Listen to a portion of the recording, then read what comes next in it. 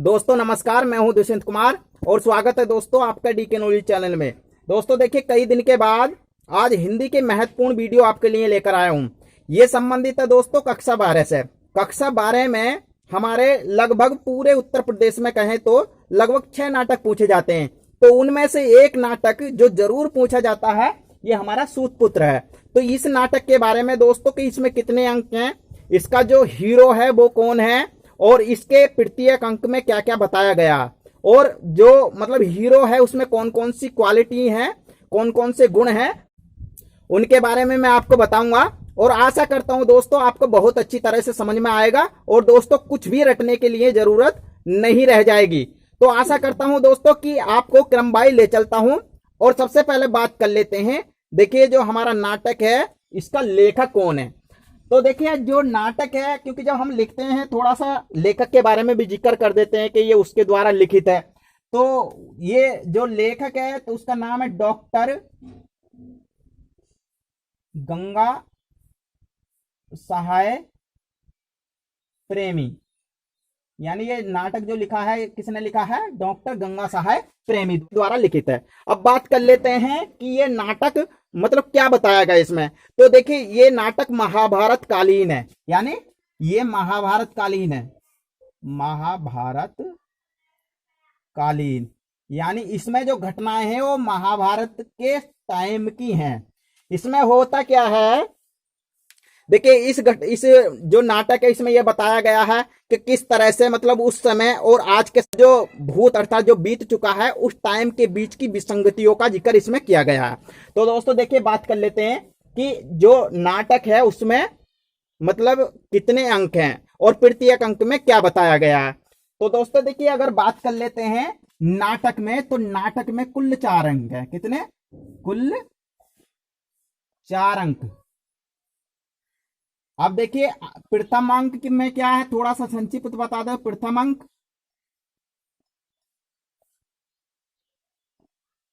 द्वितीय अंक, तृतीय अंक और हमारा चतुर्थ अंक। अब देखिए, प्रत्येक के बारे में बात कर लेते हैं कि हमारे प्रथम अंक में क्या बताया गया, द्वितीय में क्या बताया गया है, फिर तृतीय में क्या बताया गया और हमारा चतुर्थ में क्या बताया गया। क्योंकि ये होना बहुत जरूरी है दोस्तों। कभी कभी ये क्वेश्चन पूछ लेता है वो कि नाटक यानी सूतपुत्र नाटक का जो प्रथम अंक है उसके बारे में लिखिए, या फिर ऐसे भी पूछ सकता है कि द्वितीय अंक के बारे में लिखिए, या फिर तृतीय के पूछ सकता है, या फिर चतुर्थ के बारे में पूछ सकता है, या ऐसे भी पूछ सकता है कि सूतपुत्र नाटक का जो सबसे महत्वपूर्ण अंक है वो कौन सा है, या फिर ऐसे भी पूछ सकता है कि जो सूतपुत्र नाटक है उसका जो नायक है उसका चरित्र चित्रण कीजिए, या फिर ऐसे भी पूछ सकता है कि उसका जो नायक है उसके चरित्र में कौन कौन सी विशेषताएं थी। किसी भी तरह से आपसे मतलब क्वेश्चन पूछे जा सकता है, लेकिन सभी क्वेश्चनों का जो हल है वो आपके सामने है। देखिए, बात कर लेते हैं प्रत्येक अंक में क्या बताया गया। देखिए, यहां जो पहले अंक की बात करें तो पहले थोड़े से बात कर लेते हैं जो हीरो है इसका। तो हीरो का नाम कर्ण है। क्या है? कर्ण हीरो का नाम है। तो कर्ण यहां प्रथम जो अंक है शिक्षा ग्रहण करने के लिए जाता है, शिक्षा ग्रहण करने के लिए। और ये जाता किसके पास है? शिक्षा ग्रहण करने के लिए जाता है ये किसके? गुरु परशुराम के पास, गुरु परशुराम के पास। ठीक है, पहले में मतलब ये शिक्षा ग्रहण करने के लिए जाता है कर्ण गुरुजी के पास। और गुरुजी कौन है? परशुराम। ये धनुर्विद्या के एक प्रकांड विद्वान है, तो इनके पास जाता है। इसे विस्तृत रूप से मैं आगे बताऊंगा, थोड़ा संक्षिप्त देख लेते हैं। उसके बाद बात कर लेते हैं द्वितीय अंक। जो दूसरा अंक है इसमें क्या बताया गया, तो दूसरे अंक में क्या बताया गया है, यहां जो द्रौपदी होती है, द्रौपदी का स्वयंवर। इसमें मतलब जो दूसरा अंक है इसमें द्रौपदी का स्वयंवर का जिक्र किया गया, अर्थात उसकी जो शादी होती है एक शर्त के अकॉर्डिंग, उसका वर्णन दूसरे वाले अंक में किया गया। तीसरे वाले अंक में क्या होता, जो मतलब दोनों ही मतलब कर्ण और अर्जुन जो देवपुत्र हैं और उनके जो पिता हैं वो मतलब अपने अपने पुत्रों को समझाते हैं भविष्य के लिए। कुंती कर्ण को आकर समझाती है, कुंती कर्ण को समझाती है और वह दोनों के पिता पुत्रों की रक्षा के लिए वरदान देते हैं। ठीक है।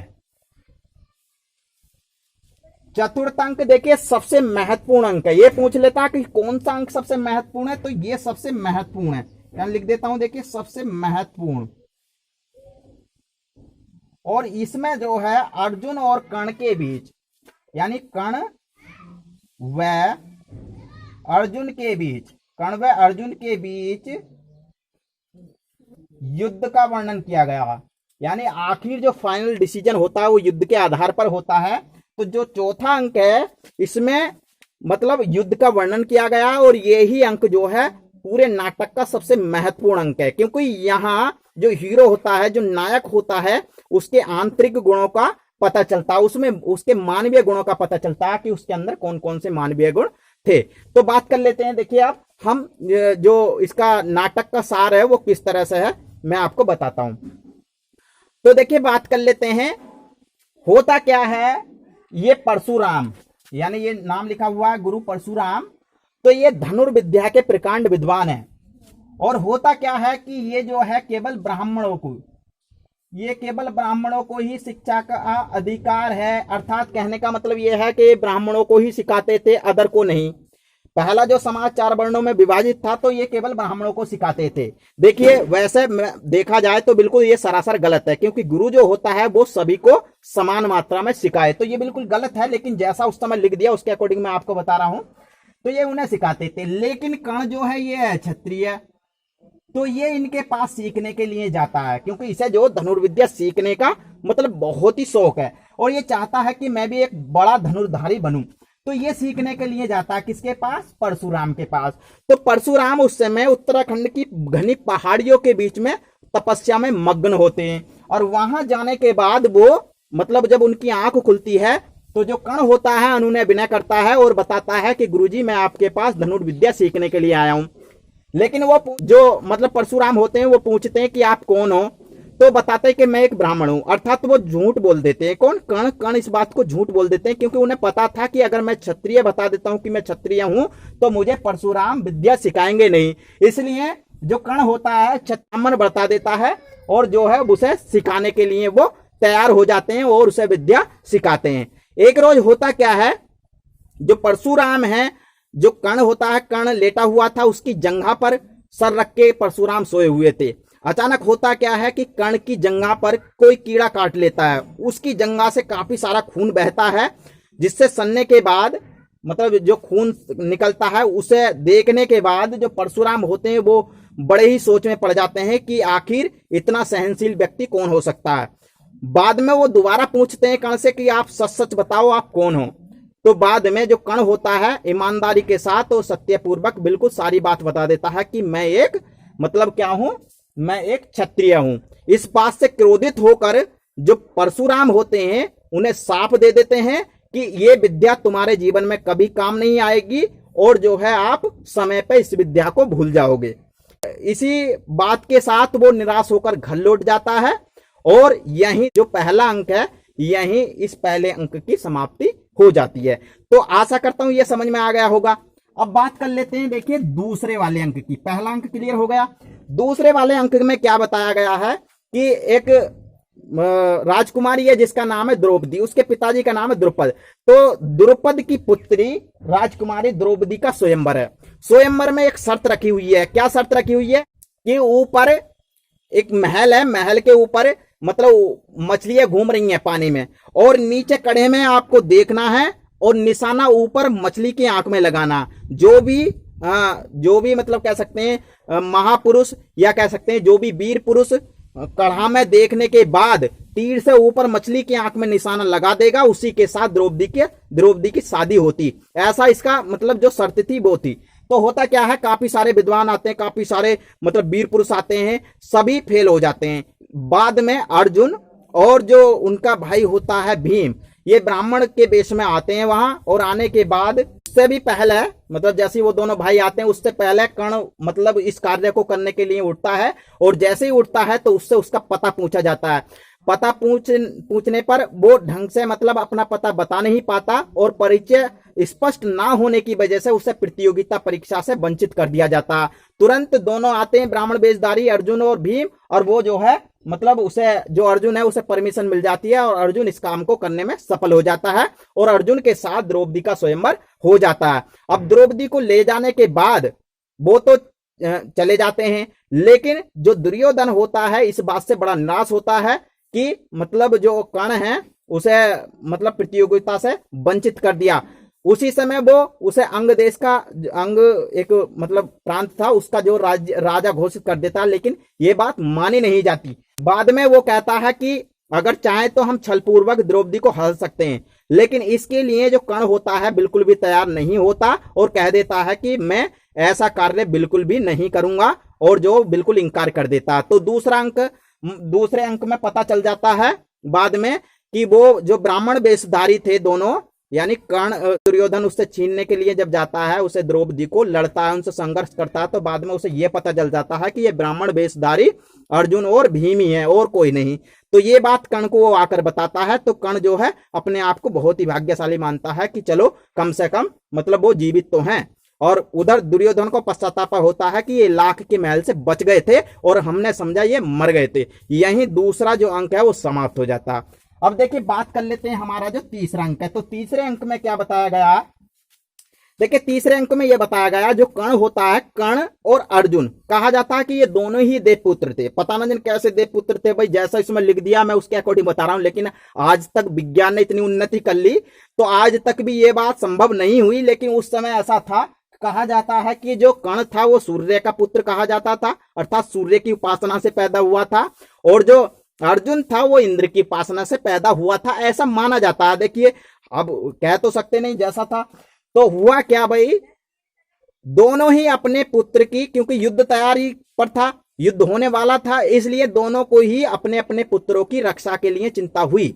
तो उसी समय मतलब सुबह का वक्त होता है, जो कर्ण होता है सूर्य देव को मतलब जल अर्पित करता है। उसी समय सूर्य देव एक पुरुष के वेश में उपस्थित होते हैं और उपस्थित होने के बाद उसे जो है मतलब सभी पिछली बातों से अवगत करा देते हैं, केवल यह बात छोड़कर कि उसकी मां कुंती है, और बाकी पिछली सारी बातें बता देते हैं और कह देते हैं कि मैं आपको ये दिव्य कवच और कुंडल दान कर रहा हूं, किसी भी तरह से आपसे कोई मांगे तो इन्हें देना मत, और मैं आपको आगाह देना चाहता हूं कि किसी भी तरह से इंद्र यानी उनका पिता है वो आपसे किसी ना किसी तरह से इन्हें मांगने आएगा, आप देना मत, क्योंकि जब तक आपके पास ये रहेंगे जब तक आपका कोई भी बाल या बांका नहीं कर सकता। इसी के दौरान होता क्या, बाद में जब पता चल जाता है वो तो देख चला जाता सूर्य, लेकिन जैसे ही मतलब वो चला जाता है तो उसके पास इंद्र आता है, और इंद्र जो उससे कवच और कुंडल को ही मांग लेता है। वो पूछता है कि आप कवच और कुंडल ही क्यों लेना चाहते हैं, तो इसका इंद्र कोई स्पष्ट जवाब नहीं दे पाता, लेकिन कर्ण अपने कर्तव्य से हटता नहीं है और जो कवच और कुंडल है उन्हें दे देता है। इसके बदले जो इंद्र होता है उसे एक अमोघ शक्ति प्राप्त कर देता है, जिसका बार कभी खाली नहीं जाता, केवल एक बार, तो उसे देकर चला जाता है। उसके तुरंत बाद होता क्या है, कुंती कर्ण के पास आती है, क्योंकि वो जानती है कि कल युद्ध होने वाला है, इसलिए उसे समझाने के लिए आती है और सारी बात बता देती है कि वास्तव में तू मेरा सबसे बड़ा पुत्र है। लेकिन कर्ण इस बात को मानने के लिए तैयार नहीं होता, और जो कुंती होती है वो बार बार दुहाई करती है, बार बार प्रार्थना करती है कि आप जो है मतलब जो पांडव हैं उनसे मत लड़िए, उन्हें ना मारिए। तो जो कर्ण है इस पर एक वचन उसे देता है कि मैं अर्जुन के सिवा किसी भी पांडव को नहीं मारूंगा। इसी के तहत जो है जो बाद में जो कुंती होती है निराश होकर घर लौट जाती है, और यही जो हमारा तीसरा अंक समाप्त हो जाता। अब देखिए बात कर लेते हैं हमारा चौथे अंक की। तो देखिए ये चौथा अंक हमारा सबसे महत्वपूर्ण नाटक का अंक है और ये लास्ट भी है भाई। तो इसमें क्या बताया गया, इसमें यह बताया गया है कि आमने सामने सेना डटी हुई होती है। उधर अर्जुन का जो सेनापति होता है श्री कृष्ण होते हैं, और इधर जो कर्ण होता है, कर्ण का जो सेनापति होता है वो शल्य होता है। शल्य जो कर्ण होता है उसका इतना सम्मान नहीं करता, क्योंकि वो जानता है कि वो सूत पुत्र है, यानी सारथी का पुत्र है, इसलिए वो मतलब उसे सम्मान नहीं देता। इस तरह से होता क्या है, जब युद्ध चालू होता है तो जो कृष्ण होते हैं, दोनों तरफ आमने सामने सेना होती है, तो कृष्ण अर्जुन से कर्ण के बारे में बहुत बढ़ियाई करते हैं। और दोनों तरफ से जब युद्ध हो जाता है तो होता क्या है कि कर्ण के बाणों से 1 इंच रथ पीछे खिसक जाता, किसका? अर्जुन का, जबकि श्री कृष्ण भी बैठे हुए थे। तो इस बात को देख करके जो कृष्ण होते हैं बहुत ही अचंभित होते हैं और बहुत ही मतलब एक्साइटेड होते हैं, और एक्साइटेड होने के साथ साथ बताते हैं कि देखा कि कर्ण कितना मतलब ताकतवर है, कितना विद्वान है, कि मैं मतलब जो तीनों लोगों का स्वामी हूं, इस पर विराजमान हूं, फिर भी रथ को पीछे हटा दिया। वास्तव में जो कर्ण है वो प्रशंसा लायक है, ये बात वो बोलते हैं श्री कृष्ण। होता क्या है, बाद में जो कर्ण होता है, लड़ते हुए कर्ण का जो रथ है वो दलदल में फंस जाता है। उसी समय श्री कृष्ण यानी जिन्हें भगवान माना जाता है, उसी समय वो क्या कहते हैं कि उस पर निहत्थे पर वार करने के लिए बोलते हैं। वो रथ का पहिया निकालने लग जाता है और तुरंत उस पर मतलब वार किया जाता है और वो घायल होकर जमीन पर गिर जाता है। उसकी दानशीलता की परीक्षा लेने के लिए जब युद्ध समाप्त हो जाता है, क्योंकि अंधेरा हो चुका था, युद्ध समाप्त हो गया, तो दानशीलता की परीक्षा लेने के लिए अर्जुन और श्री कृष्ण एक ब्राह्मण के वेश में उसके पास जाते हैं और उससे जो है सोना मांगते हैं। अब देखिए सोना मांगते हैं तो भाई क्योंकि जो कर्ण था वो बहुत बड़ा दानी था, उसके यहां से कोई ऐसे ही लौट जाए तो ये असंभव था। तो वो क्या करता है, उसके दांत में कुछ सोना लगा हुआ होता है, इसलिए वो अपना दांत तोड़कर उन्हें दान कर देता है। और वास्तव में फिर बाद में वो अपने वास्तविक रूप में प्रकट होते हैं, और प्रकट होने के बाद जो कर्ण होता है, कर्ण से मतलब श्री कृष्ण मिलते हैं, गले लगते हैं, और जो अर्जुन होता है उसके चरण स्पर्श करता है, और यही जो है नाटक का चौथा अंक समाप्त हो जाता। तो दोस्तों देखिए, चारों अंक मैंने एक एक करके आपको बता दिए, और किस तरह से क्वेश्चन पूछा जाएगा ये भी आपको क्लियर हो गया। कोई सा भी अंक आपसे पूछ सकता है। और देखिए बात कर लेते हैं कि जो कर्ण इसका हीरो है, यानी ये तो मैंने आपको बता दिया जो कर्ण है ये क्या है, ये हीरो है इस नाटक का। तो इसमें कौन कौन सी क्वालिटी थी, कौन कौन से गुण थे, ये भी आपसे पूछ सकता है। तो इसलिए देखिए थोड़ा सा इसके जो गुण थे उनके बारे में हम देख लेते हैं।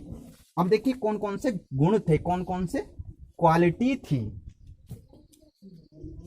देखिए दानवीर, यानी जो कर्ण था एक दानवीर था, कहा जाता है कि इससे बड़ा दानी कोई नहीं था, ऐसा माना जाता। दूसरा साहसी, यानी जो कर्ण था, आप हेडिंग बनाकर भी इसके बारे में लिख सकते हैं। देखिए मैं हेडिंग ही आपको बता रहा हूं, इसके आगे आप अपनी तरफ से लिख सकते हैं। वह एक साहसी योद्धा था, क्योंकि ये बात स्पष्ट हो जाती है युद्ध क्षेत्र से, वो कभी भी पीछे नहीं हटता था। अब देखिए तीसरा हम कर लेते हैं। तीसरा साहसी हमारा हो गया कर्तव्यनिष्ठ। कर्तव्यनिष्ठ यानी कह सकते हैं कर्ण एक कर्तव्यनिष्ठ कह सकते हैं युवक था, और वह प्रत्येक कार्य को बहुत ही कर्तव्य निष्ठता के साथ करता था। कुंती को भी वह प्रण देता है कि मतलब मैं जो पांडव मैं सभी को नहीं मारूंगा, उसी का वह पालन भी करता है। तो कह सकते हैं कि वो कर्तव्य निष्ठ था। ईमानदार, तो ईमानदार कैसे था, जैसे ही वो विद्या सीखने के लिए गया पहले उसने झूठ बोल दिया, लेकिन बाद में जब उसके गुरु पूछते हैं कि सच सच बताओ आप कौन हो, तो बाद में वो ईमानदारी पूर्वक ये बात बता देता है कि मैं ब्राह्मण नहीं क्षत्रिय हूं। तो इससे स्पष्ट हो जाता है कि कर्ण जो एक ईमानदार व्यक्ति भी था। अब देखिए बात कर लेते हैं निष्पक्षी, यानी जो कर्ण था एक निष्पक्षी व्यक्ति था, अर्थात वो पक्षपात नहीं करता था। और क्या कह सकते हैं, देखिए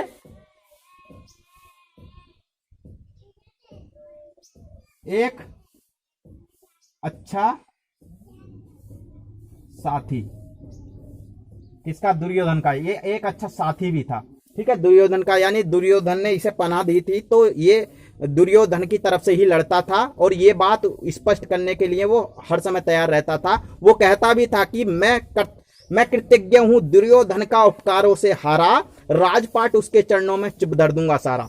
तो दोस्तों आशा करता हूं कि इस नाटक से संबंधित जितनी भी प्रॉब्लम है आपकी सभी का सॉल्यूशन यहां मिल गया होगा। किसी भी तरह से आपसे क्वेश्चन पूछा जाए निष्पक्ष रूप से और निश्चित रूप से आप जो मतलब आसानी से इसका जवाब दे सकते हैं, और आपको रटने की नहीं केवल समझने की जरूरत है। नाटक कहानी टाइप है, केवल एक बार सुने और उसके बाद अपने शब्दों में लिखकर देखें।